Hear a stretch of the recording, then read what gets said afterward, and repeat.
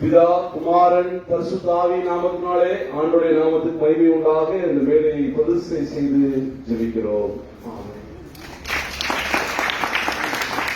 கண்ணை பொழிந்தவனை வானோர்களும் வந்தடி பணிபவனை வானோர்களும் வந்தடி பணிபவனை வானோர்களும் வந்தடி பணிபவனை அந்தைய காணல் மாட்சியடி துணை வந்த ஆனந்த மாட்சியடி வானவரன் என்னும் ஞான குண்ட வானை தோத்திரம் செய்வே